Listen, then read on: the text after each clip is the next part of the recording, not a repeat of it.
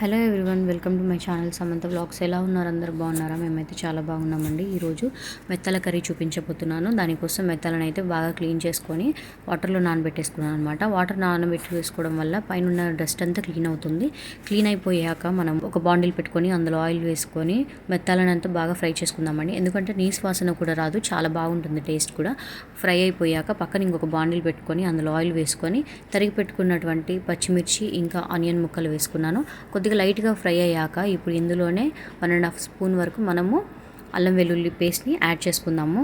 Add చేసుకున్నాక అల్లం వెల్లుల్లి పేస్ట్ పచ్చి వాసన పోయే వరకు బాగా ఫ్రై చేసుకోవాలి. ఫ్రై చేసుకున్న తర్వాత 1/2 స్పూన్ వరకు పసుపు యాడ్ చేస్తున్నాను. పసుపు వేసుకొని ఇప్పుడు ఇందులోనే తగినంత రాక్ సాల్ట్ని వేసుకుంటున్నాను. ఇప్పుడు ఇందులోనే టమాటో ముక్కల్ని కూడా తీసుకుంటున్నాను. ఎందుకంటే ఇవన్నీ వేసి ఒక్కటేసారి మూత పెట్టి ఉడికించడం వల్ల మనకు గ్రేవీ బాగా వస్తుంది, తిక్కుగా వస్తుంది. ఇప్పుడు ఇందులోనే నేను 2 స్పూన్స్ వరకు కారం యాడ్ చేస్తాను. నేనైతే ఎంత కావాలో అంతే తీసుకున్నాను. కర్రీని బట్టి ఎంత పడుతుందో అంత మీరు తీసుకోండి. ఇప్పుడు ఇందులోనే నేను ఆల్రెడీ నానబెట్టి పెట్టుకున్న చింతపండు పులుసండి నేను ఆల్రెడీ తీసి పెట్టుకున్నాను.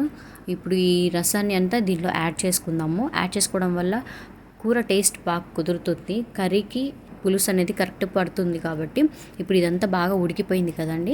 ఈ ఉడికిపోయిన దాంట్లోనే మనం ఆల్రెడీ ఫ్రై చేసి పెట్టుకున్నటువంటి మెత్తాలను కూడా దీంట్లో యాడ్ చేసుకుందాము. యాడ్ చేసుకున్న తర్వాత ఇది ఒక 5 మినిట్స్ అలాగే ఉడికించుకోవడం వల్ల కరెక్ట్గా ఉడుకుతుంది పులుసు, కానీ అదంతా కరెక్ట్గా సరిపోతుంది అండి.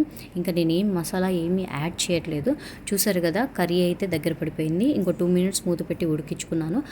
తర్వాత తీసి చూద్దాము ఎలా ఉంటుందో, కర్రీ చూపిస్తాను.